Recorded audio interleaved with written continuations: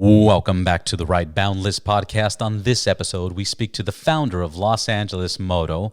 He is a content creator, motorcycle influencer, and the glue of Los Angeles motorcycle culture. On this episode, we have the one and only Mark Gamo. Here we go.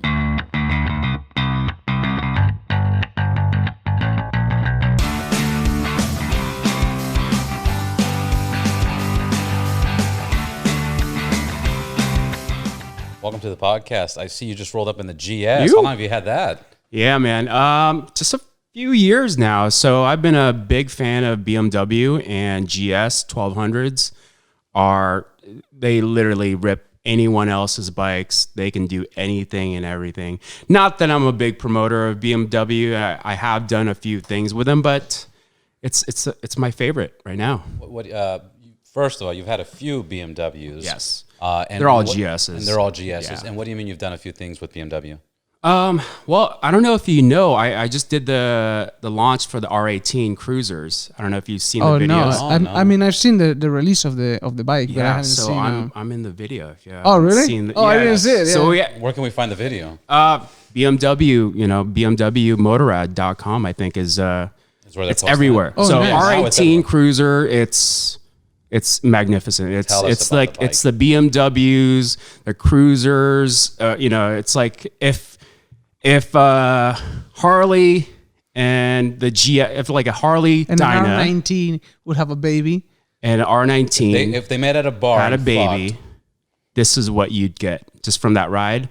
It's beautiful. So backstory is they gave me a call, I think 2 months ago, saying, hey, I did a photo shoot with their new collection for the apparel line. Nice. Just because they thought I was cool and they had some style. So You're very cool and have lots thanks, of style. man. Yeah, I wish we had a video of like us showing how we look like right now. That. Yeah, Roman's been saying that for a We little should bit. do that, like kind of like yeah. So They'll be seeing pictures of you as you're dressing right now. Absolutely. Because I'm gonna take them about right after this. But so they called me. The Germans like my style. They thought it was pretty dead on what they wanted out of the new customers of BMW, right? So it's not so much the older generation. They're trying to do more of like a cusp of, I don't want to say hipster, but hipster and more of like the mid-age people. Right. So that have money. Because BMW is kind of people that have money. Yeah. Because so the baby boomers are kind of like. Yeah. So, I mean, right now it's kind of strange because everyone's using kind of like old bikes and vintage bikes to work on a startup, which is great. But BMWs like the R9Ts, the K1600s, BMW GS 1200s, they're pretty pricey, Yeah. So yes and no, because if you compare a full bagger, like a Harley Davidson bagger, and how much you have to customize to it. You have to change the pipes, you have to do this, you have to map it, you got to change the bars. There's so much you got to customize that it's just as expensive. And when you pick up a GS, it's done. You don't need to do anything about nothing. And if you do something to it, it's because you're doing it because you want to. For necessity. For necessity. You're not gonna put tassels on it or any kind of weird stuff. You might change the foot pegs because you ride standing up a little bit, or change the seats because just the height difference maybe. You might add $1,000 lights. You might add $1,000 lights. You might powder coat your engine guard. You might do a bunch Absolutely. But that's all decision. But there's certain things with Harley. I don't know if it's peer pressure or it's just something you want to do, but it has everything, but you want to change it all. Like, you don't want to keep the stock grips. You don't want to keep the, stock floorboards or pegs. Like, your influence, first thing you do is you change the pipe. Next thing you do, you change your seat. After that, you change your bars. And it's never ending. So when I look at the overall cost, I think BMW is way, more affordable versus a Harley. Now, in the long run, if somebody buys a 10-year-old Harley that's pretty customized and everything, which is the right move, then that's a different story. What year is your Street Bob? 14. You also have a Street Bob. Yeah. That you still so I had from Street Bobs to Sportsters to Road Kings so I had different variations of Harley just because I loved it. Growing up with it, I lived in Orange County. that's kind of whether you ride a sport bike or you ride Harleys. That's What kind part of of Orange County? Huntington Nice. Beach. Yeah. Yeah, very nice area. So you've always been in California? yeah. Where are you originally from? I'm from Philippines, so Nice. Filipino. I know so 100%. many. Born there? I was born, so, little quick tip. I was born in Saudi Arabia. That's where my parents lived and worked for about 10 plus years. And I was born there, but I guess my birth certificate is from Philippines just because I guess you can't get a birthright in Saudi Arabia unless Arab you're... country, yeah. Yeah, They're very so- strict on that. But, yeah. So after 3 years, we all moved here and we never left. Did they get the right date on your birth certificate? I don't know. And the reason I I might be like 20 years old or 40 years old. Who knows, right? No, the reason I asked that is I was just talking to somebody. They're elder, and they were saying that when they were born, they were waiting for. Yes. They were in 40 days. It to takes be cleansed a so that long they don't time, yeah. get germs. And then when they went to file for their birth certificate, they printed it out on the 40th That day, the day of when they came in. Yeah, Yes. actually, my grandma had the same situation. She's born in December 31st, and they screwed up and put her the year after. So she actually has 1 year more than what Than what she her really is. ID She's says. Yeah. 1 year older. Yeah. And that's something I've always asked. We're kind of going off topic, but that's something I've always asked for when they celebrate, like somebody's 105 years old. Yeah. It's like, how accurate is What- their birth certificate? Like, Oh, you hear those people that's over 100 years old. They're like, we don't know if she's 105, 106. We can't really figure out because there's no real documentation, or if those documentations are actually still existing, like They need to do a carbon 14 test. Like, Wow, and then- like and then if you- you dinosaurs. just chop the fingers. Like, how many rings are there? how many rings are that's hilarious. No, it's definitely hard, especially with the histories of wars and Yeah, governments and everything changing, and then immigrants coming in. It's almost impossible to keep up. Absolutely. But please get back to the BMW. I want to hear more about. shoot, so you yeah. did the photo shoot. So you got to did ride it. I did the photo shoot. They invited me back again, and I don't know if you guys have been listening or watching the blogs that BMW's come out with since last year. Is with Tommy from Butterscotch. He's been doing you guys got Yeah, I saw to that. interview him just because he's pretty interesting and also a handsome dude, which you'll appreciate, and he's got class and We'll have video style. by then. Yeah, we'll definitely have video. But so he's been doing this for a year with BMW, and it's called a Bavarian Soul Story. So BMW, I don't know if you guys know what it stands for, is from Bavarian Motorrad Works or something like that. In German, it's a lot cooler, but Yeah. for me, that's what in it stands German for. makes sense. Today's fun fact for the day. Yeah, fun fact. Did not know that. Yeah. So we've been doing that, and they invited me. It's like, hey, Mark, do you want to do another shoot? I'm like, sure. It's like, and this is all through text. It's like, yeah, I'll do it. And then Who were you texting? This is Mark through Boucher. Instagram. This is just a private text message. So Mark Boucher is the I guess the head guy of marketing for USA or North America BMW. So we're good friends, and he's the one who's been inviting me to do a lot of this stuff for BMW. And he's like, great. Do you have a passport? I'm like, ... Sure. He's like, all right, we'll put you on. In how long do you mean? Do you have a And passport? so In that how was long? it. And I was like, maybe he's like 2-3 days later, he's like, I'm going to hit you up with Natalie. She's like the same person of me in Germany. She's going to let you know what's going on. So like, I don't know, for like a full week, I was trying to figure out like, where's this shoot? Why are they asking me if I have a passport, and where am I going and for how long? So finally, Natalie hits me up and she's like, hey, we're going to South Africa. We're going to shoot this, the production for R18, and you're one of the 6. I'm like, great. It's like, Fuck, that's awesome. for how long? She's like, oh, it's a 5-day shoot. I'm like, okay, cool. Even more awesome. But you'll be there for 2 weeks, It's like, Right.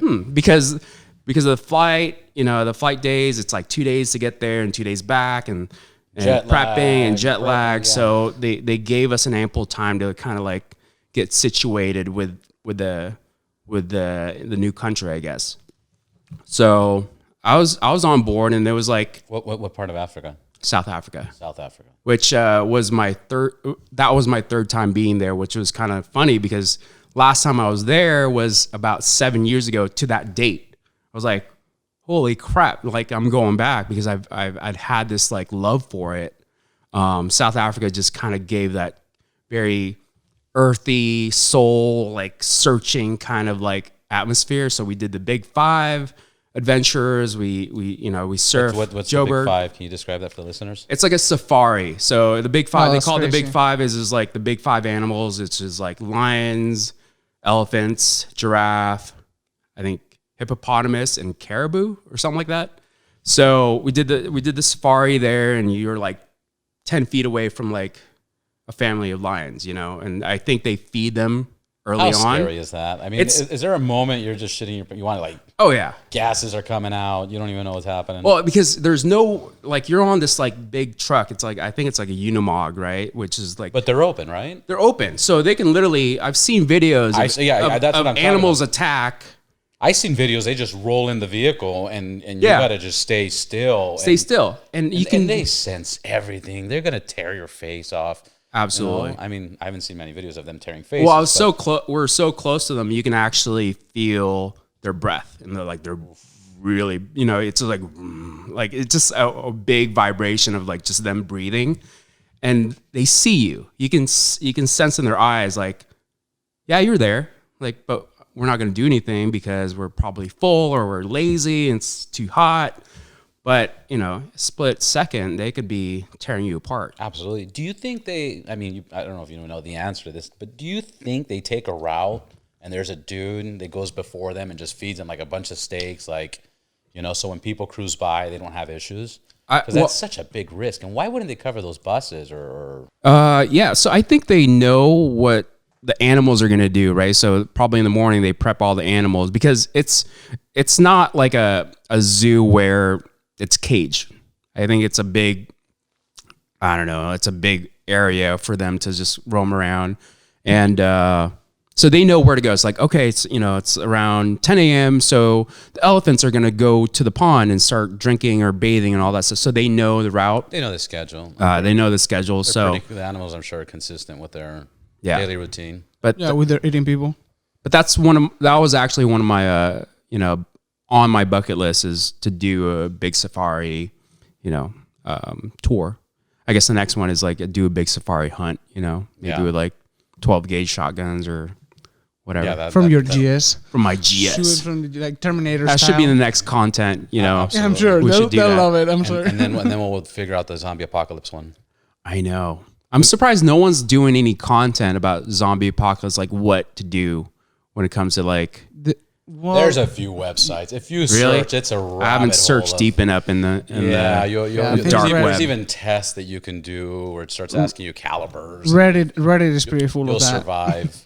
Yeah. Okay, so BMW, South Africa. R18, they released it finally. It took them. And how long ago was this? This is like This was last month. So we shot in South Africa the end of February. They had a month of post to do it. And they were supposed to release the bikes at the Hand Built Show in Austin, Texas, April 3rd and 4th.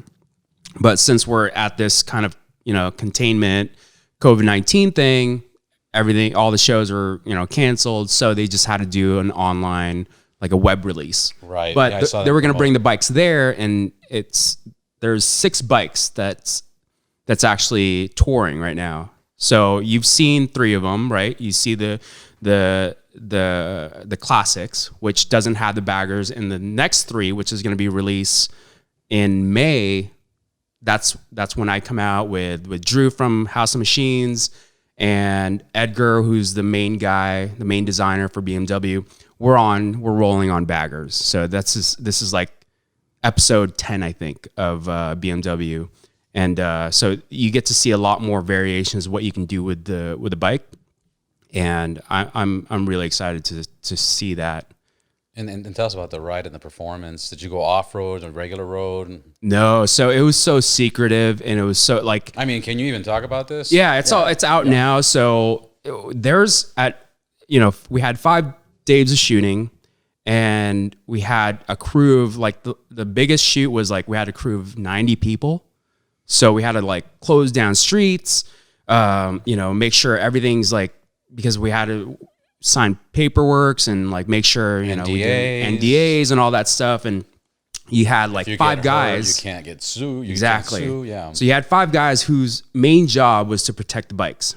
They're not protecting you. They're protecting the bikes because that's the only one, So they were so delicate with the bikes. You couldn't really do much about it just because, if we crash one, that's it. And it's on you. So we just did pavement and we did shots. We rode for the entire whole time about 200 kilometers. So that's a lot of miles or a lot of kilometers that we it's about get to test it. 135 miles or something like that. But yeah, it was just a lot of road, which is not bad, but it just rides so beautifully. Any of these inside of a city or something like that? What's that? Any city riding? Any scenes are... So we had 3 different locations in the city, in the desert, which is amazing, and then also by the coast. And weird, because I don't know if those... your initial thought will be that those bikes are not meant for the desert. You would think, because they're not like the GSs are more desert. Right, but you were on there still. We were on the pavement, so just to change up the landscape, and the scenery. So we're telling this story. Long rides thing. Yeah, in the video, it's supposed to look like we've ridden hundreds and hundreds of miles or kilometers, which we did, but different takes in here and there. But the bikes are heavy, just like any cruisers out there. But as soon as you're starting to go, it's like a boat. It's so nice and just really solid. What is any bike that you've ridden before that reminded you to? What would you compare it to? It reminds me of the Harley Davidson Road King. Yeah, definitely, just by far. So my bike that they gave me was a bagger. So it had soft cases.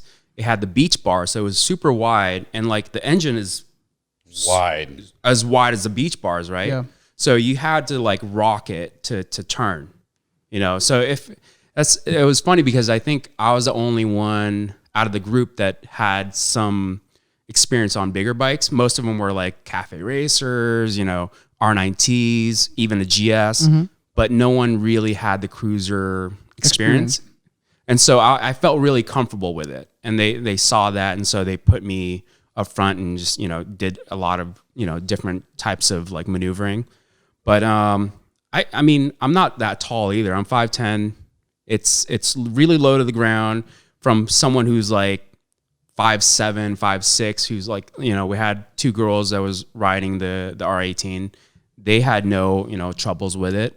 And then we had a guy who was like 6'2", which is Alan from Handbuilt, and he looked freaking cool with it, Yeah.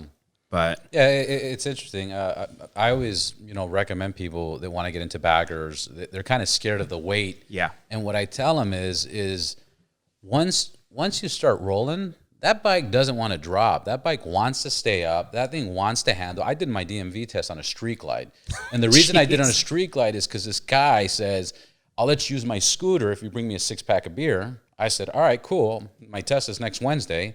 And it was in the morning. He never responded. And I had my street glide, so I said, fuck it. I have no other choice. And when people see this bike, the DMV lady looked at me and she goes, are you fucking kidding? You're going to do it on that? And I'm like, yeah, I don't have a choice. Security's like, you're going to do it on that? And I'm like, yeah. And then this other DMV lady looks at me and she says, there's guys that are 6 foot with beards, tatted, straight out bikers that come in scooters. Yeah. Are you sure you want to try this? And I said, yeah, absolutely. I want to try this. And what people don't understand is they're better balanced.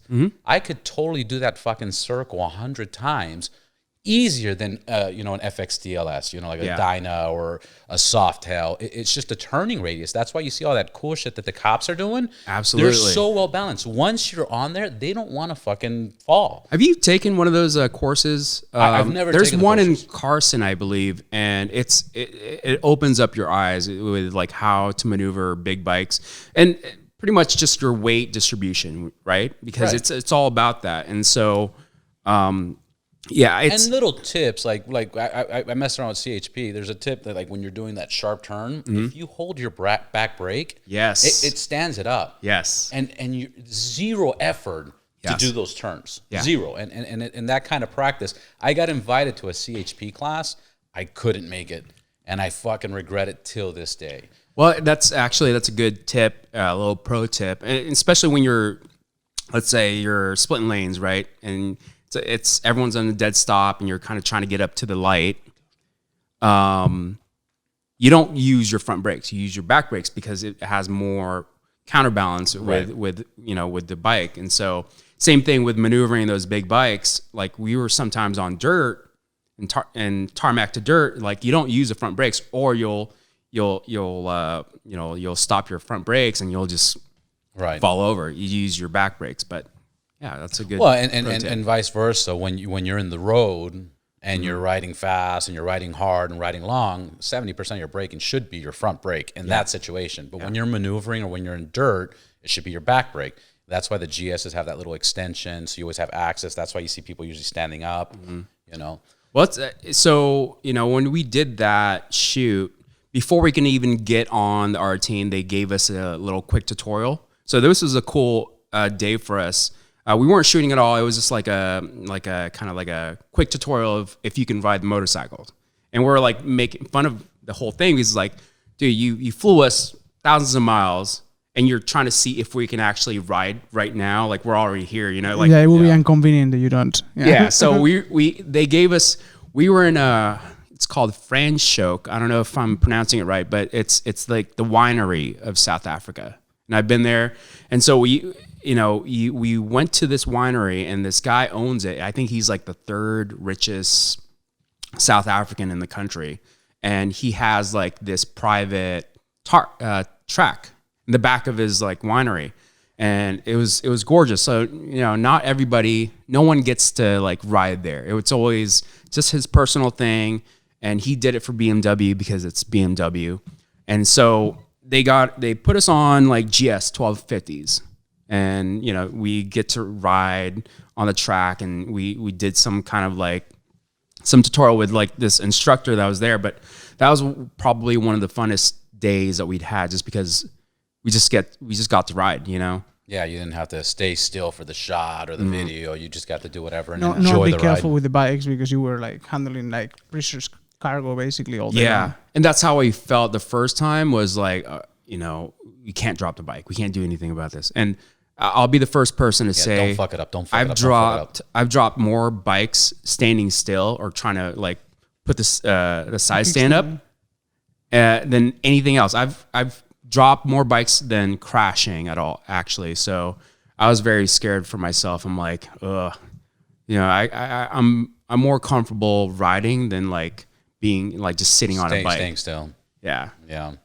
I had that experience when I used to live in San Francisco, and you just ride those fucking mountains. Yeah. But when you get to that red light, and it's like incline. It's fucked up. And now, like the GS has that hill stop, but that didn't exist. Hill assist. That shit didn't exist fucking, No. 8 years ago, 9 years ago. And when you did that, you had to like hold your front brake, and then usually you have your right foot down, but now you have your left foot down because you got to use the. You're trying to figure it out before you even stop. Like, what do I do? All this in Left San foot, Francisco right foot? in a 45-degree incline. Yeah. Well, after a while, I learned like, I used to ride in San Francisco a lot. I just go all the way to the top. And like, I don't care. Like, I'll split the lanes rather than like, hold myself. There's some that it's right there. If you go all the way on top, you're in the middle of traffic. Oh, that's what I would do.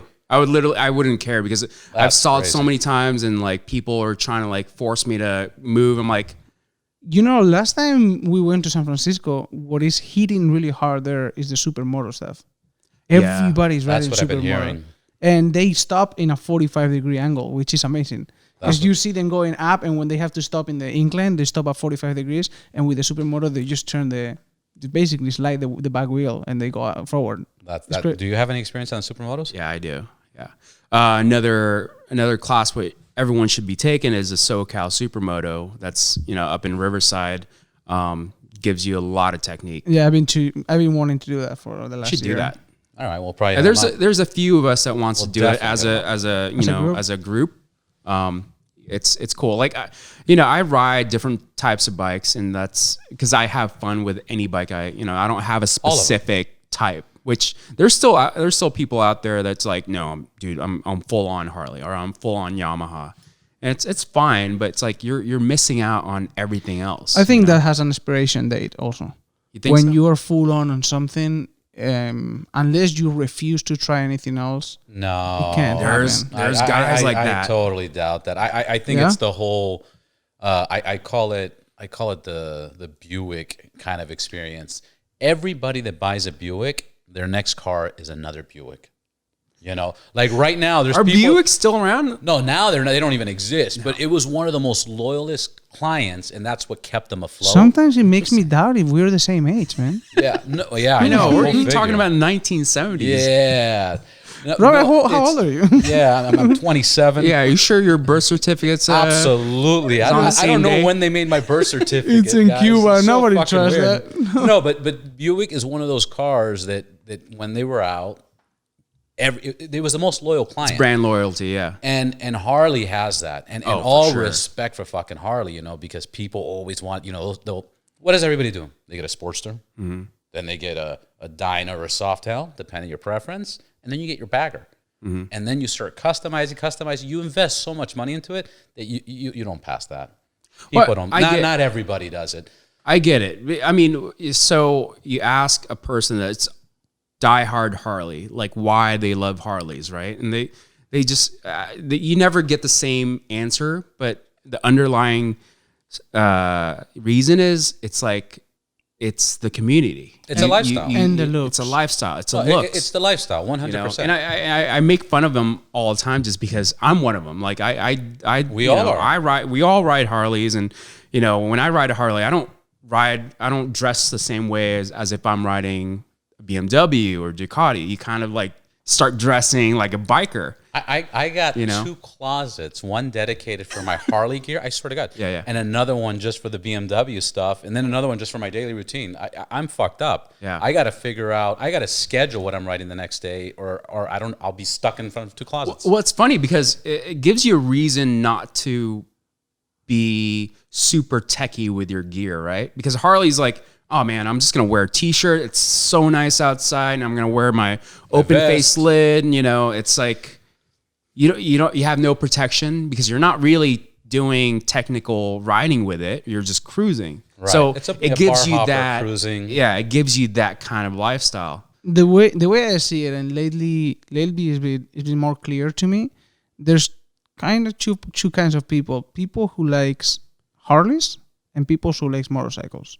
Yeah, because people who like Harleys and like so in love, they like only Harleys. They see you in a BMW and they're like, "That's not a real bike," and you're like, "Well." And there's the people that like motorcycles. They like Harleys and every other motorcycle. I think you're right on a point where it comes from someone that doesn't ride motorcycles, right? Like you come to a stop and like a person on the side of the road who's like, "Is that a Harley?" Well, like, people yes. that don't ride. Exactly. Yeah, exactly. And then they'll say, it's like, they'll ask you, is that a Harley? I'm like, no. It's like, oh, so what is it? Right. Like they don't know anything else. They won't say, it's like, is that a BMW or is that a Yamaha 10-rate? No, like they don't know. Or a Triumph or whatever the case is. And the reason I disagree with your point is because I got neighbors that ride GSs, and when I used to roll up with my Dyna Lowrider, they'd be like, what the fuck are you riding, man? Get rid of that thing. I think it's more of it's like, dude. So they're anti. Throw that away, yeah, because it's. I mean, I'm not saying that there's not other people around like Harley riders that would only ride one other thing, but right now I'm meeting a lot of new people that also ride Harleys, BMWs, cafe racers, anything that you throw at them.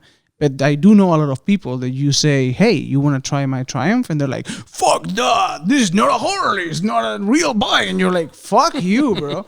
Yeah. What are you talking about? You've never even tried it. What are you, it's super fun. They don't know what they're saying. But I think, to add to your point, I think that's this newer generation that we're not committed to one brand. We like, we all have BMWs. We all have Harleys. Well, it's a company that you keep as well. Like you don't stick to one group of guys that rides the same types of motorcycles too. So you get introduced to we're in LA, so I think it's a lot easier for us to discover new bikes. you know, as opposed to middle America and it's like Harleys or, you know, sport bikes or whatever. It's very segregated. Here, it's like, oh, you know, I bought a Royal Enfield because that's, you know, I think it's cool. It's affordable, and you know, I'm just riding to the coffee shops.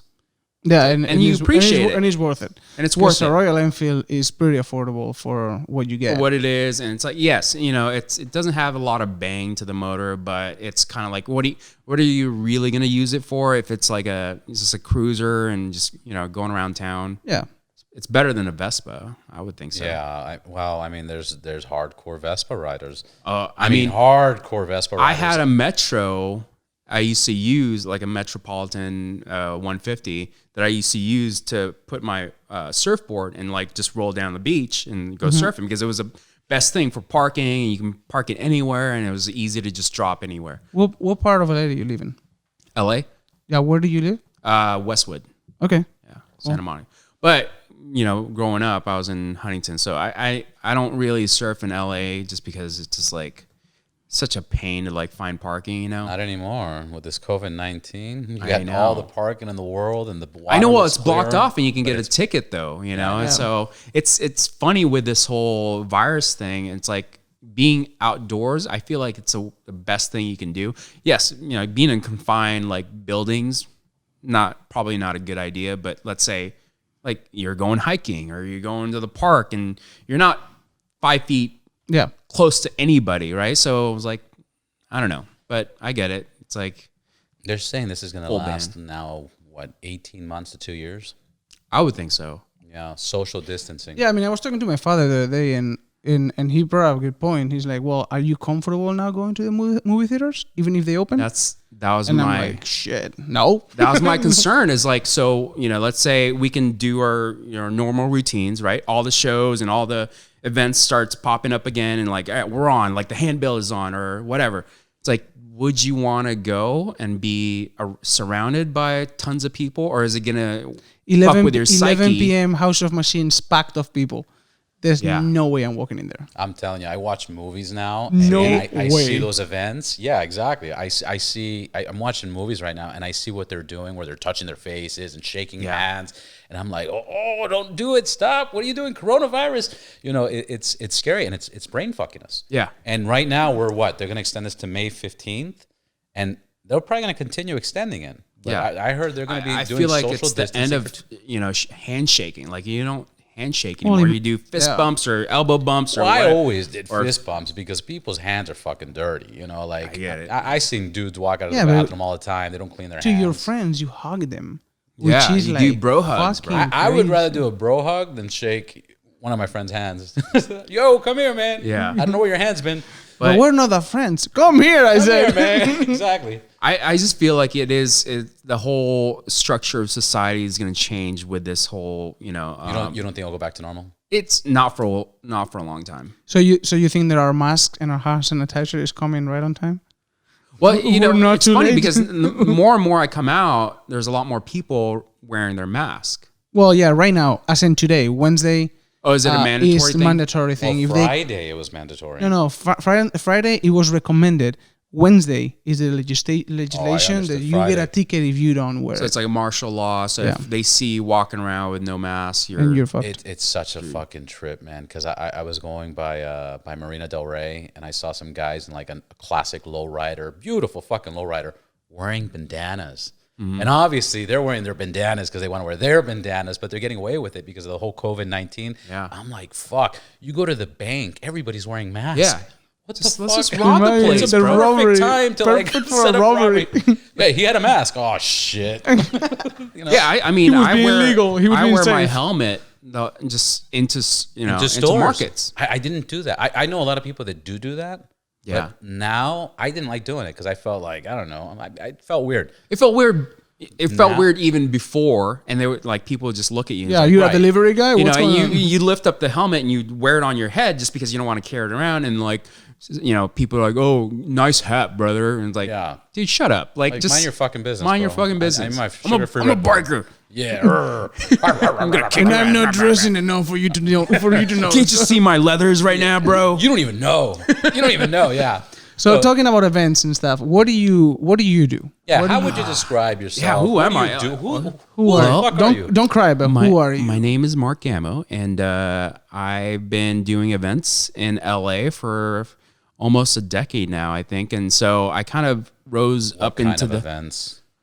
like secret orgy events, you know, it's like Nice. biker stuff. Dudes only. Oh God. Whoa, Dudes only. Then thank you for being on the right balance podcast. We'll cut it there. Yeah. Unsubscribe. Subscribe now to my website. No, so I've done these events because the reason was you know, back then there's really no hangouts to call your own. Like, you know, the coffee shops, cafes weren't really popular like 10 years ago, right? So you don't really go anywhere unless you have your biker friends. So once the biker scene started happening in LA, you know, with Deus Ex Machina, I think that was a real like turn for everyone to have a place to hang out as bikers. Kind of made it special because all the friends that, you know, you would hang out with by yourself, now you get to meet other groups and other pockets of people. And so I thought that was cool, and I would always be at these events. And so after a while, I would see other people. You know, you could totally tell when it's their first time being at an event, right? And it's like, you know how that felt, because I've felt that way before. It's like, you don't know anybody. You've been riding whether you've been riding for 6 months or all your life, but still, it doesn't matter. You don't know anybody. It's at a biker event, and you feel like you're out of place. And so I wanted those people to, and you know, you start talking to anybody, and bikers are usually cool, and they're not as weird as, you know, normal folks, but Yeah, and if they're there, they're used to it. and yeah, and you have, you know, a like-minded kind of like mentality. So you're not an asshole most of the time. I mean, At least in public. And everybody wants to meet more people anyway. everybody That's the wants whole to reason belong. we're there. Yeah. You know, it's weird because when you're a rider, you can't really talk to anybody that doesn't ride, you know, because they don't get it. So, And they don't want to listen to you talking about motorcycles the whole time. you know, talking about exhaust pipes and bars and why do you change your parts? Like, don't they work? It's like, yeah, but You're like, game over. This done. you know, yeah, it's like, go away. Or the real dumb shit when you talk to people that are not bikers. It's fucking dangerous. Oh my Yeah. God, people die on motorcycles. One of my friends had an accident. Yeah, one of my friend's cousin's sister's uncles had an accident. It wasn't a motorcycle, but it was kind of like a motorcycle. Yeah. And he died, you know. But you hear stupid shit. And do you really know somebody that's died on a motorcycle? No. You know, but there is those cases. I think we all do. Yeah. But it doesn't deter us, because if it But did, I want to add a very important, I'm sorry. Yeah. I want to add a very important point to that. We all know people that died on motorcycles, but I will stand by because I've sold thousands of bikes. Well, not thousands, but hundreds of bikes. And I've done it in all over California. And I will stick to this. 90% of motorcycle accidents are rider error. I strongly believe that. And I'll give you two examples. I give you a million examples, but I'll give you two examples. One guy came into my dealer one time, back in the days, in crutches. I'm like, what the fuck happened to you? Jeez. He goes, I'm going down Van Nuys Boulevard, and this asshole makes a left right in front of me, and I crash, right? We used to service the police bikes in Van Nuys. Hey, what happened to so-and-so? Well, he was going 60 miles an hour on Van Nuys Boulevard. Yeah. And the car that made the left never thought. That's the number one accident. The second accident is on turns. I know another guy on a wheelchair. What happened to you? Some truck cut me off. So then I cut him off and gave him the finger, and that fucking asshole hit me. You know, I strongly believe that. I do, and I have seen two of many accidents that it wasn't their fault. yeah. But I do believe it's 90% rider error. I mean, they teach you that, you know, on MSF courses. It's like you can either avoid, you know, situations like that, and that's why you either get away from it and you speed off, or you slow down. You don't want to get into a conversation with a person in a car and you're in a motorcycle. It's not like the Sons of Anarchy where you're chasing a car and they don't just like bump you over, because that's Right. that's Or what push the you would brakes, normally do. Yeah. or- Like, say it's not a movie, but I think number one, people should take classes, whether they've been riding for decades or they've been riding for 10 months. And you shouldn't stop. You shouldn't just like, I know everything already. Like You don't. You don't. We don't. So, I'm always a big promoter of any of these classes, like, California Superbikes to, SoCal Supermoto to even like these CHP classes where they teach you how to maneuver, or just like thinking like a motorcyclist, because now you have like that sixth sense. It's like, oh, this guy, you can tell from this guy swerving in front of me, he's not paying attention. What do? Like, do you either slow down or you pass them? You don't just sit there and try to like shake your fist and say, hey, you're not driving right. Yeah. Don't do that because they're not paying attention. Well, they're not even going to care. There's two things also. We organize rides, and a lot of people show up, and there's more danger in somebody that thinks that know how to ride and they don't, because they haven't taken courses, they haven't been riding with somebody that has the balls to tell them you're doing it wrong, than people that, maybe us that are doing what you're saying, looking at every single mirror to see if the person is on their phones or,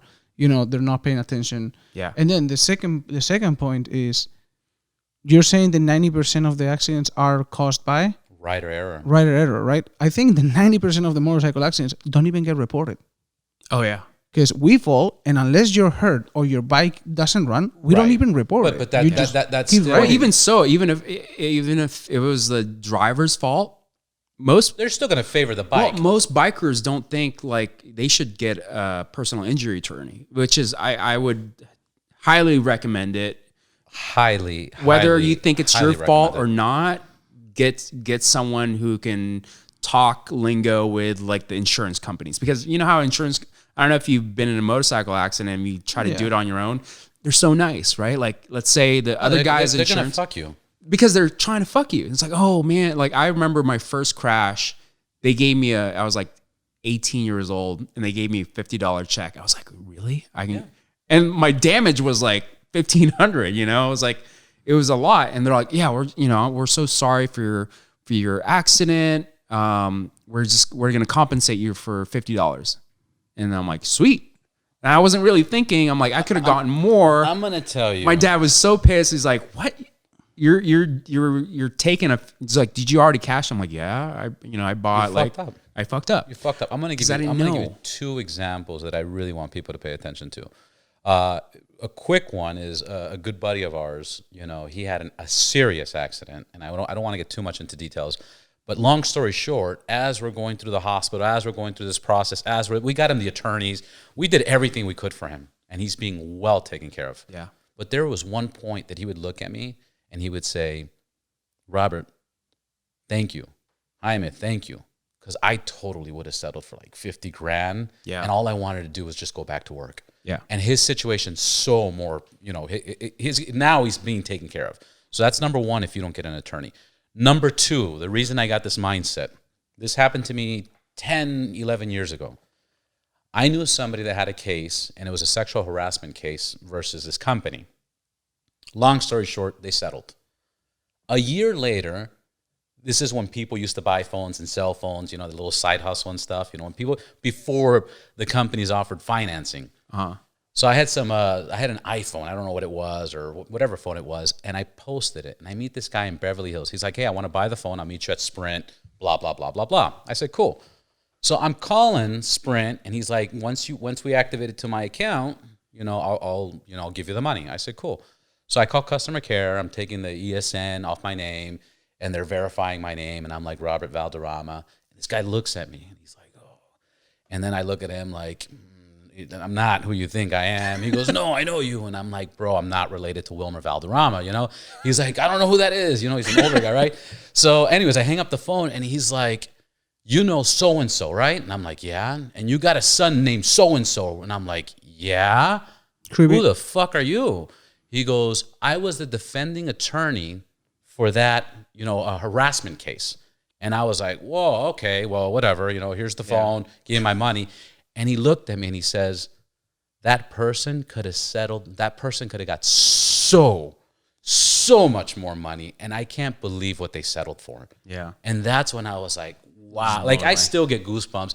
That's when I go like these law firms and not the law firms, but these insurance companies in these cases, they're just protecting their own, and they're going to present you whatever they can. And too many people settle. Absolutely. Get a fucking attorney, guys. Get an attorney. It doesn't matter. I mean, most people think it's going to cost them a lot, which it doesn't. It doesn't cost you anything. Anything. Because once you settle, that's when they'll take their cut. And at the same time, they think it's the writer's fault or it's your fault. So I don't want to get in trouble, and I don't want to show that I have a bad record. I have parking tickets. I have traffic tickets. None of that matters, bro. Like whether you're even like you have a misdemeanor or warrant, like doesn't fucking matter. Doesn't matter. It's all about the insurance. So it's like I would definitely highly recommend to get your attorney and get a good one. So it's not just, and do your research. You don't have to commit to one. You could change your attorney. Look at his reviews. Well, it's funny because there's some motorcycle attorneys out there, and we all know them, right? And I'm good friends with them. It's like. That's great, but you got to do your due diligence and find an attorney that speaks for you. Because think about it, it's not just your case. That person or that firm is probably handling hundreds of cases, right? So you got to know like who's going to be the one who's going to take care of you in the long run. Contact, yeah. Yeah. So I don't know how we got into insurances, but get insurance, get an attorney, and last thing I'm going to add to that. Guys, up your insurance. Uninsured. Uninsured motorist. That's number one. If you're riding without uninsured motorist, go fuck yourself. Like, really, go fuck yourself. Get uninsured motorist. I'm not fucking around. Well, on top of that, for $100 more a year, you can get so much more than the minimum coverage. You got to tell these guys why they should get uninsured motorist coverage, because uninsured motorist is if you get into an accident and the person that you get in an accident with doesn't have insurance, or their coverage is low or doesn't cover enough, your uninsured motorist will cover the difference. It's almost does this make sense? It's almost like a gap insurance. Whatever your insurance doesn't cover, the other part has. But if you don't have uninsured motorist and you get into an accident with somebody that doesn't have enough coverage or doesn't have coverage, you're fucked. Yeah. You're completely fucked. I've seen it happen. It's $55. It's $100. Fuck it. If it's $300 more a year, it's so worth it. It's the number one thing you should be aware of is that insurance is just because I've seen it happen with multiple guys. It's like, oh yeah, the guy that crashed into me didn't have insurance, or the guy in front of me had only $15,000, coverage. It's like, what are you gonna do for $15 or $15,000? It's like after your medicals and you pay your lawyers, what do you get? $1,000 and a thumbs up. Like go stick that up your ass. Yeah, nothing compared to what you lost in gear and helmets and gloves and motorcycle and time and work. So you were talking about your beginnings. Oh yeah. Before we got into this was brought to you by the law offices. I'm kidding. I know. Sponsored by you guys should get sponsored. I don't know if that's we actually have a few sponsors. Oh, good. Available, but we're trying to still build up and get out there and get the message. But we probably should. Yeah. So at this point, you just insert the name. Yeah. Within. It's like, okay. Exactly. Call out, shout out to. Yeah, a little shout out. Shout out. So you were started in LA, basically like a motorcycle culture. So I had a partner back then, and we built the website, we did the Instagram, and Los Angeles Motaur. Los Angeles Motaur is the handle, Instagram handle. So go follow that. It just brings a lot of the events out there to highlight it, and just so you can pick and choose. So it's not like, oh, like some people like, well, I ride a CBR. Can I still go to this? I'm like, just go, dude. Like it's all right. It's welcoming for anybody. It's welcoming. But if you really need to go to a certain type of event, there's enough choices out there, from Harley guys to sport bike guys to even like you said, like the mopeds and those types Vespas. The Ruckus. There's a lot of those guys that's kind of infiltrating the culture, just because with those types of motorcycles or scooters, you can accessorize, and it's super cheap compared to regular bikes. Affordable. So I started that, and it just kind of blew up. And you're what year? How many years have you done this now? This is the 8th year. So So you put some work, Congratulations. some hours into all this. yeah, so it was kind of my side hustle, talking about side hustle, because my main reason was I was meeting a lot of people that wasn't in the community or in the know of like next event is this, and that back then there was really like Instagram was starting up, it was kind of new. We only had Facebook, so, and even Facebook back then didn't have the events calendar, right, or events Right. posting. So you didn't really know where to go unless you knew somebody that was going to have an event. And I was that guy. I was like, so after, Paper flyers. yeah, you like know, Thursdays and Fridays, I would get texts and it's like, hey, is there a ride this weekend? Who's having a party and all that stuff. So I'm like, why don't I just post it on this, platform, which is Instagram or Facebook. And so that's when we started doing that. And I don't know, I just kind of been doing that on the side ever since. So yeah, so the way I see it, and I've only been in LA for the last 3 years, is, and this is my take on seeing your work from outside. There's a lot of groups right now in LA of motorcycles, pretty specific. Some of them, the Liras, only girls go to that. Yeah. Us, Los Pepes. Yes. People that other group of riders that organize the Vintage Classic Motorcycle Club. BBMC guys in Venice, from Pasadena MC. And, they got and I their own think your ride. Instagram basically brings all the events together. Yeah. And brings Yeah, we're all not those biased. people Like, together, if you send us we're not charging anything to post. We just, because I have a real day job. So it's like, I'm not like an influencer where, okay, give me $50 and I'll post your. So how do you monetize this? Well, we started doing shirts back then and stickers and just kind of like paraphernalia stuff. And then, which kind of got really tough to do with my day job. And so we kind of slowed that down, and we did sponsorships. And so right now we kind of slowed down, and then now we're going back into that just because, hey, there's nothing to do. We're stuck at home and so I'm rebuilding the website. I'm trying to put a few things together with other businesses. So expect the website to be back up, 100% running by the end of June, I would suppose. So we're going to do a lot of things. I just actually spoke to one of my good buddies, Austin from Twisted Road, yesterday, and he's coming up with a lot of cool things. And I don't know if you know Twisted Road. Yeah, it's a rental program for bikers. So it's not so much like Turo for motorcycles. Exactly. So it's Turo for motorcycles, and it's cool. Like I've tried it, and I have a couple bikes on the website to rent out. So it's cool. But he's doing a lot of things nationally, and he wants to work with me and to put that into the website, which I'm thinking about doing as well. So, I don't know, to monetize it. I've just done a lot of freebies, some sponsorships here and there. But pretty much it's like a passion piece for me. Mm-hmm. Where do you see the future of this? What's the idea for the 10-year anniversary, hypothetically? I know. Well, the future was it just to really be the forefront of motorcycle kind of like awareness.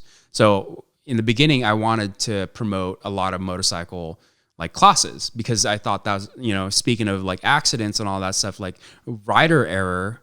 I mean, you can definitely learn a lot from these classes just because, I think most of us learn from like friends in the beginning, right? Like no one's like, I'm going to sign up for a MSF course and I'm going to learn how to ride. And it's like, it's not cool to learn that way. Like I feel like most of us are introduced to motorcycles. We don't just like wake up and like, I think I'm going to put a 1200 cc in between my legs and go for a ride, like it's kind of, or family, you discover it, or family. Or so I was going to do that for the website.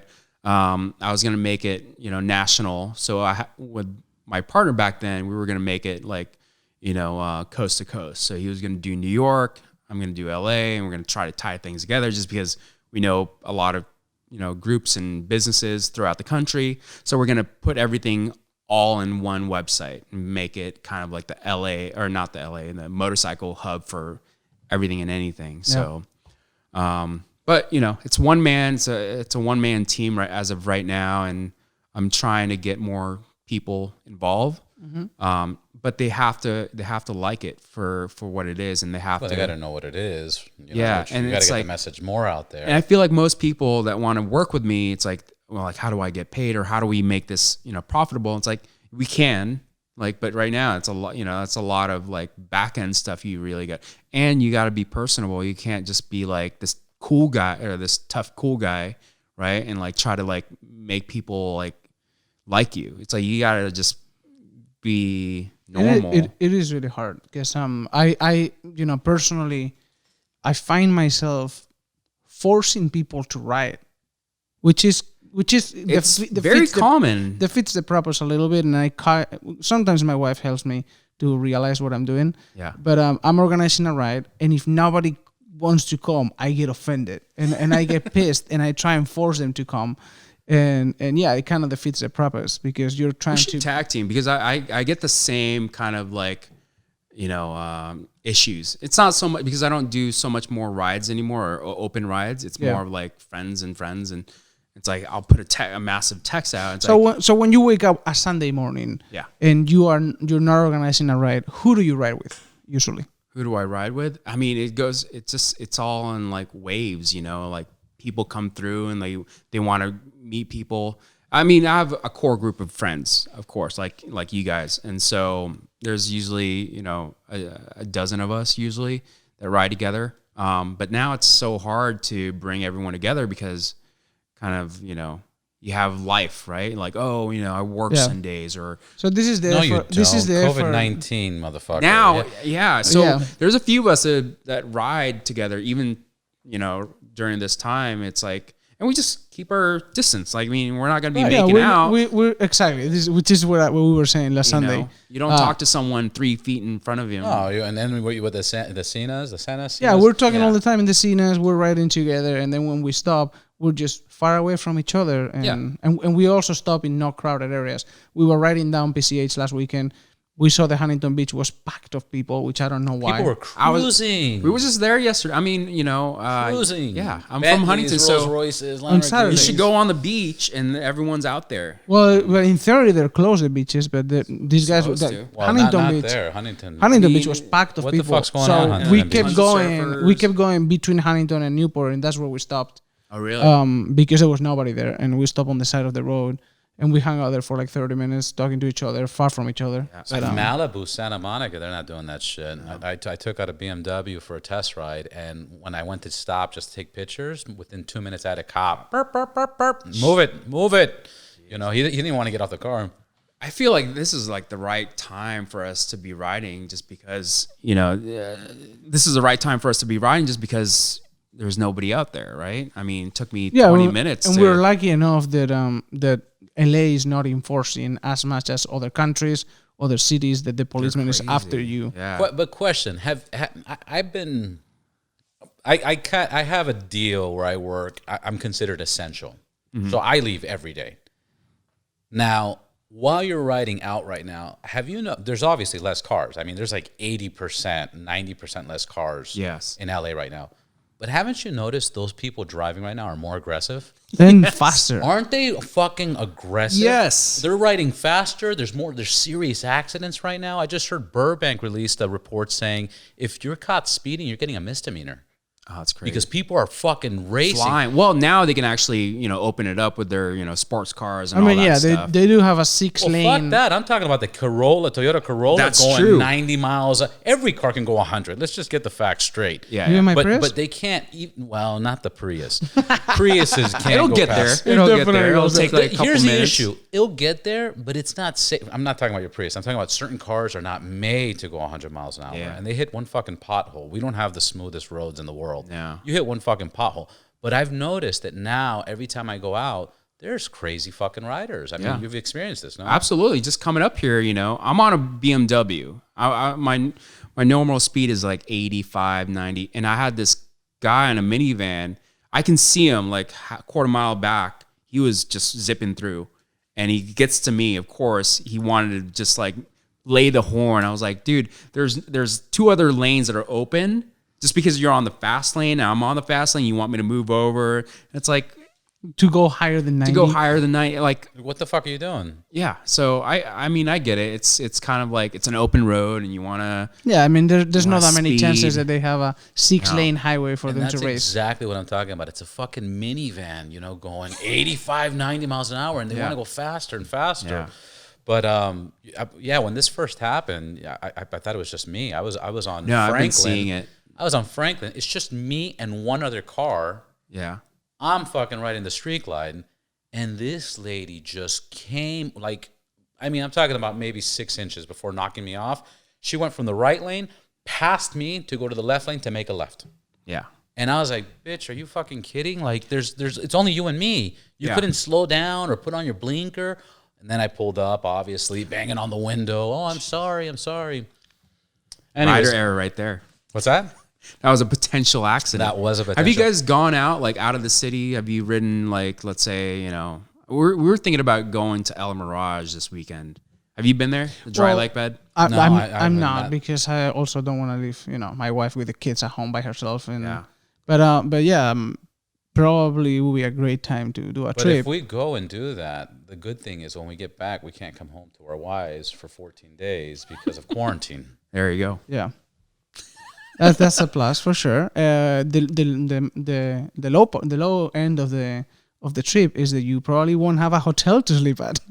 Well, yeah, but that's where this is when camping comes. camping goes. That's You should right. buy that, camping gear now. And so, Have you seen those Lone Rider tents they make for the dude, BMWs? I've been scoping that, and yeah, I see your bags. I'm actually Love them. pretty envious. Yeah, we I got wanna get it. 3 sets of three sets We of did bars. 3 sets of Lone Rider bars, Bags. and what else did we do? The headlight. Yeah. Have you shot with them, or you're just big fans? No, we shoot with them. Yeah. And yeah, we get like a discount Nice. for them. I We highly with a lot recommend of, it. we do with a lot of brands. Yeah. Showy, the one that we get the biggest. The helmets. Yeah. Like And that's kind of what I was talking about with LA Moto is like you build relationships with different companies and you kind of promote them because you believe in their products. It's not so much like, hey, we got to, And that is exactly what it is. I do not take I usually don't take one text message from anybody saying, hey, you want to represent us, unless I pick the product. And this happens a lot with me. And I always complain about it because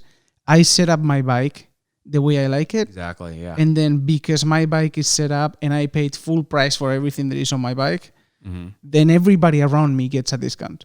Yeah. And I'm always like, fuck, man, how do I get... Because they see it on yours Yeah. and they're like, oh, how Well, do I get that? Yeah, I take pictures of it, and then the brand is like, "Oh, we're open to collaborate if you want," and I'm like, "Fuck, for all my friends, great, everybody gets a discount."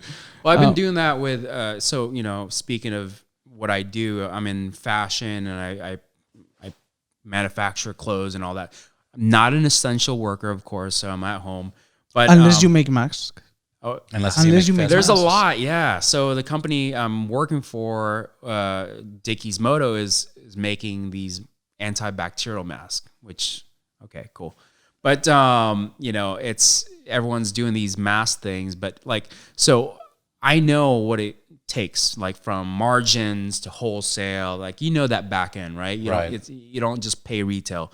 And so what I've been doing is kind of doing that program with other influencers that will wear my jackets or my clothes and say, hey, you get a discount code, put this out there on your social media, and whatever we get in, you get a percentage cut. And so that's Like an ambassador program. right? Yeah. Yeah, it makes sense. It's just like I was saying, we need to pick the product. For example, Showy helmets. We started with the RF1200. Is the one I had. Yeah. I tried it. I thought it was amazing, and I called Showy, and one of the guys actually Nate met our contact at Showy, and they started a conversation. It's like, well, initially we all in the crew want Showy's because we were trying the Simpsons and. No. They look great for fucking photography, but they're functional. open road. It's Yeah. It sounds a lot, and Showy's are nothing really, against Showy's are really Simpsons, good. Nothing. but- What They're do you? badass What helmet do you have? helmets. You don't have a Showy, right? No, I have everything. I have I'm wearing a Nex helmet. Yeah, the that's Adventure. really cool too. And Yeah, for pictures, it's my go-to. It's I got a leather wrap Nex helmet that That's people sucks. lose their mind. Sucks. is it the love and X hate? 100? Oh fuck. It's man, kind of like the cafe racer that has the visor in front. No. It looks like a regular helmet, just wrapped in leather wrapped. It was carbon fiber leather wrapped. Oh, you wrapped it yourself? No, from Nex. Yeah, I've seen those. I've seen it. I've actually went to their manufacturing facility in Portugal. Oh yeah, Nice. They're out of 3 years Portugal. ago. Yeah. that one that Robert had looked really good when he was wearing his chaps with the butt With no bat. underwear, Yeah. no jeans, just chaps. It looked Out in really the good. Straight desert, out. super People biker. hate it. Yeah. Fucking haters. They hate us because they ain't us. Yeah, Anus correct. is a In your anus. case, the anus to the anus. Oh, what? Anyway, So right now you're rocking the Nex. I'm rocking the Nex just because I knew I was like, I just want to get there. It took me like 20 minutes, so or else I would have ridden the Harley and like just cruise on over. But I don't know. I like everything out there. It's again, like, you know, if you want to be an ambassador, you want to collaborate with businesses, it has to work with your, you know, aesthetics, right? Because like I've seen other people try to rock these like brands at them. Like, why the hell would you wear that with that kind of like, you know, you don't wear leather chaps, Yeah. Right. but you're being, you know, sponsored by Leather Chaps Company. it And just doesn't seem natural when you see a random brand that nobody has seen. And actually, I take a lot of time to investigate. And if you were, for example, collaborating with a brand that is completely random, I would go in the profile of the brand, see how do they connect to you, and if they don't, I you basically lose all the respect so for that. sorry, it's not for me. But you know, going to that, like social media influencers, there's a lot of us, Yeah. and it's like, how do companies know which events or which What's legit? websites? What's not? Yeah. What works? Look, I don't actually. Well, you might consider in your case, and I consider it too more like an influencer. In our case, we just create content. 90% of the content we create, nobody sees it because we don't post everything. You know, I create content for a lot of brands, and I just set up in Dropbox a folder, and they use the content. But in Los Pepes is basically just a showcase. It's a portfolio of what we can do. Oh, nice. You know, so brands can I've see seen it. It's all over your walls. You know, I love the photos. yeah. It's It cool. is. Yeah, actually, that's how I found out about you guys. Before I even met you, was just like your photos were really attractive and just very, very, I guess, authentic in a way. Just the photos that you take. Aesthetically pleasing. I mean, what it Aesthetic is is pleasing. every Sunday we ride, and I Well, first shoot of all- while I'm riding. Well, your photos, it's like you guys on the bikes, not like you guys buy the bikes. You guys at a cafe, you know, looking cool. Like you guys are actually riding in your photos, which makes a big, huge difference. And I give, obviously 100% props to Jaime for taking these pictures. This guy does crazy shit. You know, he's ridden on the back of the bike backwards, taking photography pictures. He has it hanging on the side, one-handed, taking pictures, cruise control. Probably not the safest way. I got a But, message yesterday. I mean, street cred like crazy for the pictures you have taken. And if you're not familiar with these pictures, on Instagram, check out Los Pepes. It's an amazing portfolio. I actually got a text message yesterday of a guy that asked me, "How do you take your pictures?" And as I was writing it down and describing it, I was like, "Fuck, it's crazy. my due date is pretty soon." You know, like, I remember Colin. He had the Fat Bob. yeah. With the old school backrest, you know, the sissy bar, but the tall one. Mm-hmm. I mean, it did not look secure at all. And I got video because I had a GoPro. Jaime is just like hugging that thing, sitting, wrapping around, facing, you know, opposite side of the bike, you know, going butts to butts with the rider, taking pictures of us. I mean, those pictures were With Colin also, who had with been Colin. riding for about 6 months. right That with Colin that has been riding for 6 well, we months. didn't know by then, but, Yeah. but Guys, again, 90% rider error. 90% rider error. And just to clarify, not intentional rider error. It's just not knowing. But anyway, 95% of the pictures I take, and I was describing this to a guy that texted me yesterday, is I get the bike to 65 miles an hour, cruise control, lose both hands, and turn around and shoot this. What do you shoot? You Camera? yeah. Sony A7R4. The alphas. I love Yeah. those. Yeah, I just turn around, and there's multiple pictures of me doing it. And when I see it, I was like, "Fuck! I hope it doesn't go out there because if my family sees it, or No, it's Does your family even know you ride a bike? yeah. they do, they do." It's a price you pay for those good photography, you know. Yeah, and the guy's like, "Oh yeah, I'm definitely not doing that." And I was like, "Yeah, I guess I understand." That's crazy. Yeah, I mean, there's a story that maybe how long? 4 years ago, we did a shoot for Eagle Rider, and we did the same thing. Eagle Rider gets around. Eagle Rider does get around. But so I was on a street glide, and I was riding, and my buddy was doing the same thing, butts to butts, reverse cowgirl, shooting my guys. Reverse cowgirl. Yeah. Notes, got it. He was shooting, and we were like in La Paz, like Baja, Mexico, right? You know, so we're like down close to, where's that? Cabo. Yeah. So it's kind of, it was a cool little shot, but we were shooting at this like, this blind spot corner, right? So we're shooting, and it was very epic, and it was like early in the morning, like sunrise. And I think the third time we shot it, we're turning. 3 big rigs were going the opposite side, going like 60 miles, like fast, like back, you know, Right. go down Mexico there. fast. There's no law, you know, Right. it's just kind of like, Cowboys. yeah. So woof, I was the first motorcycle, first big rig comes up. I can feel how fast they're going, and it was huge. And another big rig comes up right behind him. And the third one was going wide. So he was in my lane. So right at the apex of the turn, I saw this third big rig right in front of me, and there was really no reaction. It's either you get hit like a fly and you're on the windshield and you're dead, or you kind of just maneuver just naturally. And that's what I did. I was like maneuvering to the right, trying to get away from it. And like on your right is like this cliff, you know, and it's like you're either splash or you're into the Pacific Ocean. Splash or splash. But it was just a weird, you know, situation. I just maneuvered, and my buddy in the back of me going, you know, reverse cowgirl was like, dude, what was that? I'm like, you don't even want to know, because it grazed his right foot or right leg, and he just felt how fast and how close that big rig was. But fucking so scary. Yeah, we had an Terrifying. experience. We had an experience like that in Joshua Tree. I was shooting with a GoPro. Actually, I just posted a couple of days ago a video on the Instagram TV that has that shot that I was shooting with the GoPro. I don't put the GoPro on the bike. I carry it in my hand with a stick.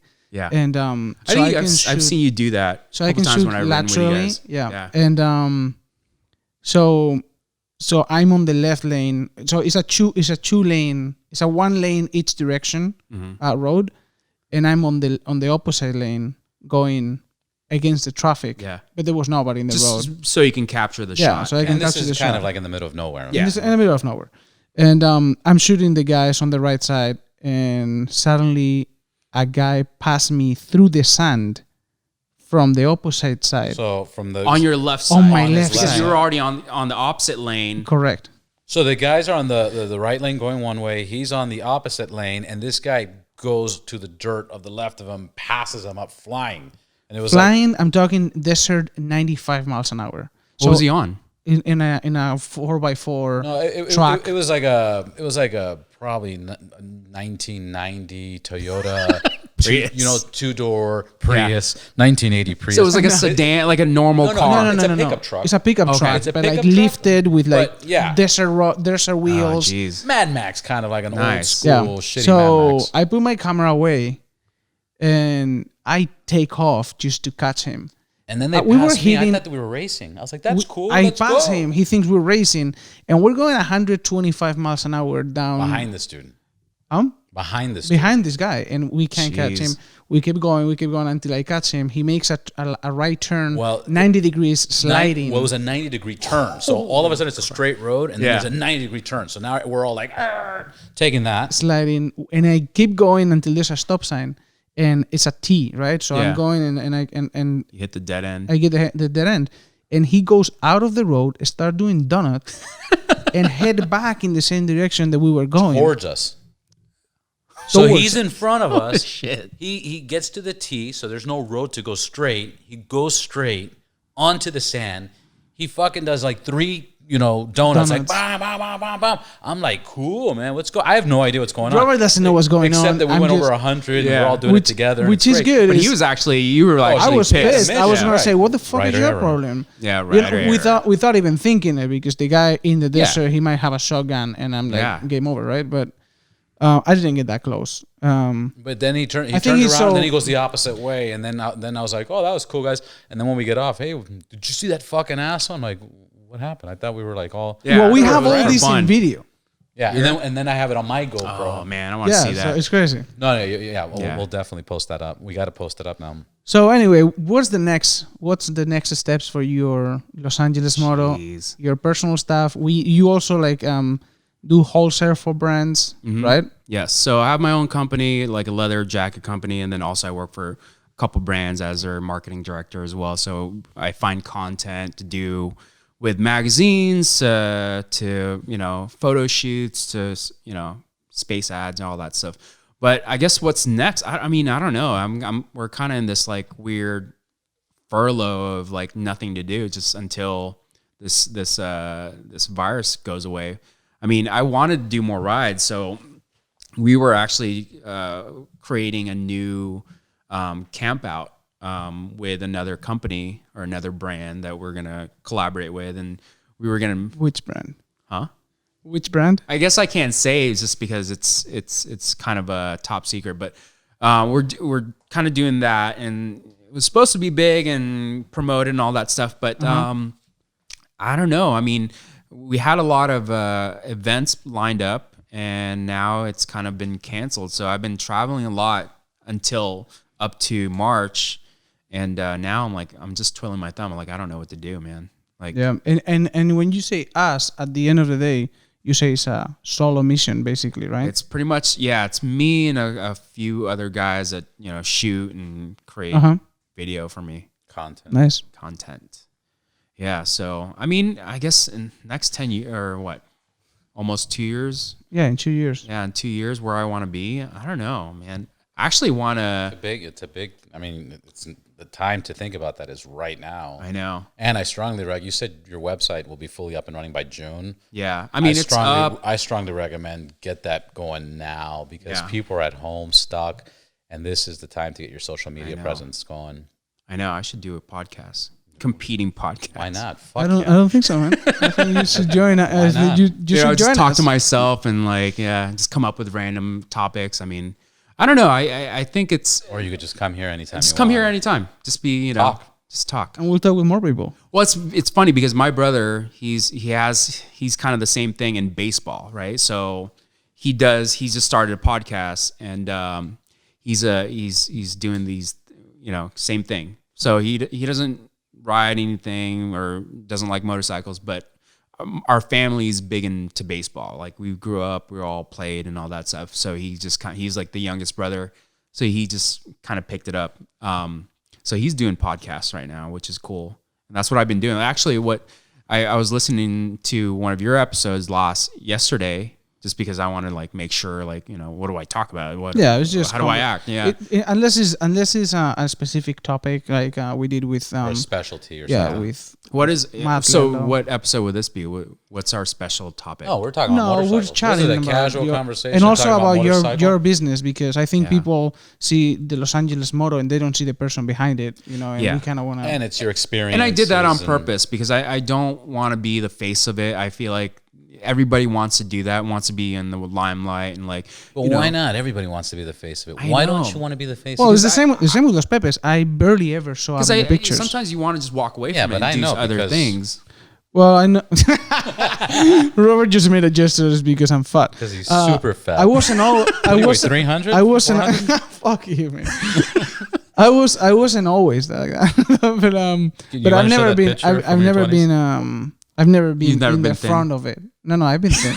You know what I've been doing now is push-ups. Those. Sure, I know what you're talking Yeah, about. I feel like Burpees? those push-up nominations, challenges on Yeah. Instagram. So I feel like I'm at home doing these challenges. I feel like I'm in prison. Just all I'm doing is push-ups and I think my problem comes pull-ups. pull-ups. my problem comes through my mouth. I think I do that I eat too. Way too it's much. like That's it. I do push-ups and pull-ups, and then I eat like Burger Shit. Kings and just crap. No, it's not that much what I eat for lunch, It's breakfast, just the and habit of eating. no. For me, it's the desserts. I eat dessert after you have a breakfast. sweet Sugars and tooth. sweets. Oh, way too much. Yeah. My Well, fa- you're Spanish, so you have that.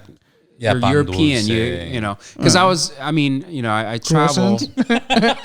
Like I go to France and it's like my friends Pastry. there. Pastry The is a first lot. thing they do is like coffee and chocolate, Right. Chocolate- right. and then, Chocolate and is then big time baguette for me, yeah. and It's- butter. I'm like, that's breakfast. Like, Yeah, a good friend of Yeah. mine, Aaron Scobie from Monterey. He would always order dessert before First. me, and he wasn't even European. He was born in Fresno, and I would be like, why the fuck do you order dessert before lunch or whatever the case is? Just in case I'm not hungry after. No, he says, because you never know what can happen.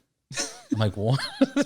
At that moment, I was like, okay, and now yeah. I'm like, what do you mean? it's a very dark perspective, of But like in eating Europe, food. I hear they do that as well, and part of the reason they do that is because you won't eat as much of your regular food when it comes. Yeah, That's when it you're- used to be known to be in France, for example, the fruit Yeah. first and then your meal. That's why your mom says don't spoil your appetite and like eat a bag of cookies or something because you're gonna have a meal. Do you ever hear that? Yeah, no, of course, I know exactly what you're saying. Yeah, don't eat. I'm Yeah, making but, dinner. Yeah. No, but I do that. Salty comes first, and then I just don't forgive ever the dessert. Yeah. One of my favorite posts that I saw was somebody's refrigerator, and it had a sign. They printed their own sign, and it says, "Close the door. You're bored. You're not hungry." Nice. Because that's what everybody's doing with Yeah. this quarantine right now. I mean, yeah, like now, like, my girlfriend and I were missing like dinners, like going out and going to dinner, It's like, is that ever going to happen again? It's like, It's so fucking wild. it's weird. We still eat out. I mean, we bring the food from outside to the house. Yeah, I we know, go- but we're talking we go about to our like, favorite we're talking about the restaurant and dining bring the Getting experience. served and No, we It's do- not the same. It's not the same. You know, No, I it's not the same. was in a drive-through lane. I think I was getting coffee, and I was on the bike, and I was just watching the person order their food. And so she gives the card to the guy, and then the guy handles it back. And of course, she's wearing gloves and masks and all that. And so before she takes it in and puts it in her purse, she sprays it with alcohol. The With alcohol. alcohol. And she was like spraying it and like doing this, and I'm like, man, it's like the whole mentality of. But I think right now that's a little bit of exaggeration because we've been told to be in panic. But I It's- think the Well, of course. normal case right now will be more the same thing, but a version a little bit more relaxed of all this. Well, that's I think that's my case. Is like, you go out now, and it's what is it? I don't even know what date it is. It's Wednesday. Is it March Wednesday. Right now is Wednesday the March. 15th. or eight? Yeah. no, it's April April. 15th. Oh, April. wow. Shit. April, wait, it's What April. year? What year? What year? Holy shit. Yeah, that's 2022. right. It's April 15th. It's You tax sounded day. so convincing. I know that. No, they extended tax day till June. It's my I know, but birthday. it's It's tax my day. son's birthday. Yeah, I should know that. Yeah, what are you doing here? Talking to Yeah, a bunch of talking to you, nobodies. man. I thought this was gonna be better. Oh, But yeah. So it's this time. It's like, what are we doing? Are we gonna go back to normal? I feel like more and more now, people are like, because I look around and none of us are wearing masks, and we're talking. We're talking to each other. Either He's though we're lying. 6 feet away I'm from each wearing- other. he's lying. We're in 3 different I'm rooms. wearing We're my in- bandana right now. You're actually in Spain right now. Yeah. Exactly. And you're in the Philippines. I'm in and the Philippines. Cuba. I'm in. Yeah. Are Weird. you Cuban? Yeah. Nice. Yeah. I was in Cuba. My parents 2 are years ago. Cuban. I was born in Los Angeles. There's a big motorcycle gathering in Cuba. He doesn't know. He's not from There's a there. motorcycle gallery in Cuba. Yeah. I have my. Where? I forgot the beach, but it's a big. Varadero. Yes. I go to Varadero all the Yeah. time. It's like an hour and a half away from. Havana. Yeah. But yeah. So that's where I 45 went. minutes. Oh my gosh. Yeah. I was there So you were for. in Cuba? I was in Cuba for a week, Yeah. just for fun. I don't know. What'd you think? I loved it. It was like no phones, no technology. What year? 3 years ago. So 3 years ago, just for people who are listening, there was no Wi-Fi. No Wi-Fi. There's no Facebook. There's no internet really, except for in the hotel, which is shitty. Or Your phone doesn't work. Or So when I went there, it was literally right before the embargo. You know, when the United after States the Obama or before the Obama thing? Because Obama opened it up, you know. And He opened it up at the end. before at the end of his before it term. was opened up. So it was Right. like I think in January, because I was there in November or October. I can't remember. 15, 16? No, Yeah, 17. Whatever. 3 years ago. But so 3 months after they opened up the embargo. So, but anyways, I get there, and so I guess the backstory is I was in Mexico City hanging out with my buddies there. So I had kind of like business and all that stuff, and they're also motorcycle guys, and they're big in motorcycle scene. And I was like bored. I was already there for a week, and I had another week. You know, I really didn't have any plans. I'm like, I should go to Cuba, thinking Cuba is like down the street. No, Right. it's not. But since Kind of. I'm in Mexico, I can fly there and With it's no problem, no issues, problem. You know, passport, so I perm- did that, and my buddy's like, yeah, you should go get an Airbnb. I'm like, Airbnb? He's like, yeah, they opened it up. They have an Airbnb now. So we looked it up, you know, booked my ticket, booked my room, and it was great. You know, it was easy. It was like cost me like probably $400 for flights and the staying there for 6 days. Very affordable. But the thing was, yeah, you had no Wi-Fi, so you really didn't have anything Connection with anybody. connection, and the only place you can get it was at the hotels, which I wasn't staying at, so I had my own place, or at public parks. I don't know if you knew that. Yeah, some public parks. So some public parks, and there's guys there recently some public parks. So yeah, 3 years makes they sense. were selling those like little Prepaid chips. stuff. So Yeah, 2 SIM card. hours, but you can only use it while you're at a At public the park. You're right. So you And can't walk around. Everybody is at the park. So the funny thing is, like at night, I was bored, and so I needed to like just check my emails, and then like there's like I don't know, like 100 people in the park, like mostly kids, just like sitting there, by the curb, just like Online. On just Instagram. Whatever they can. in their zone. And I'm no, like, no Instagram. What do There's you still mean? no Instagram. Oh, really? They just allowed Facebook. Oh, yeah, but it was a very surreal moment because I'm like, oh no, like that innocence of like being outside and doing things without your phone. It's infiltrated with these guys, and now you have these kids. Just like it's all completely dark, and you just see the screen, the screens light, lighting and they're up just people's like faces. zombied out. I'm like, well, there goes Fucked Cuba, up. you know. Yeah. 60 something years, and that Yeah. just went to shit. But I think now, because I was talking to my buddy that lives there, they don't have the Airbnbs anymore. I think they Well, they shut never that had down. they never had the Airbnbs. What they were doing was you had people in Miami. They would set up the Airbnb account, and they would go and take pictures, and they would go to Cubans' houses and say, "Hey, I'll take some pictures. If you're cool, I'll rent out one of the rooms." So it was all organized through Miami Cubans. Yeah. and then that's how they ended up. So if they have renting like those out. family members, they have homes there. They all Right, but That's how it but worked. now the Cuban government kind of was like, "Hey, time out! Like you can't make money because the government because it's a communist country, and Yeah. the government owns those properties." So I know. when they found out about that, they shut that down real quick. well, you can definitely see how the government kind of controls everybody. Everybody. So Everybody. you go to the market. I mean, there's like how we are seeing like all the toilet paper, like all the shelves emptied. Yeah, That's how it it's was in always Cuba. been for 60 years in Cuba. And so there's like barely any meats. And like you go to the poultry section, it's like hot dogs, like not like fresh hot dogs. It's like hot dogs in packages, Right. And like maybe one piece of chicken there. And then you go to the liquor section. It's just like fully cased, of like liquor. Yeah. So Yeah, it's very limited items what they have, Yeah. and whatever people buy, that's all they can take. I mean, yeah, my takeaways from there and like my visit there was like people were amazing. People were just nice. Most like honest people in the world. I was in like deep into like old Havana, right? Because first my buddy from New York gave me this like cheat sheet because I didn't know anything about Cuba. Like, where do you go? Like, how do you Google it? And so he's like, I've been there. This is a cheat sheet that I got from another Abuelita friend. en medio, Where to Plaza. go, where like the non-tourists will go. So the first thing I want to do is go to this like really nice music, One of these club. is social club, or which one? I don't know, but it was like deep into old Havana, like where it's just like dark and like very mysterious, and there's but the cab would stop at this building, and there was like you couldn't hear anything. So you have to like go in there, go into the little corners, and then there's like this full of normal Cubans, you know, like locals, and just dancing and drinking and all that. I'm like, man, I'm in a good place. So that's what I did. Instead of doing like these like touristy things, you know, they actually have one of those like hop on, hop off buses there too. Yeah, the red. Did you buses. ride at all when you were there? No, I couldn't. It's hard to get a motorcycle. Yeah, I couldn't there. find a motorcycle there. I found one, and the guy didn't commit to it, and I was kind of frightened because it was the suicide shifters. Nice. You know, where you have it on the front. Yeah. And I was like, I'm sure I can do it, but a part of me was like, I don't know, I didn't push it enough, so I never got it. Yeah. But that's always been two dreams that I've always had: is a skydive over Cuba, and ride a motorcycle through all of Cuba. Yeah.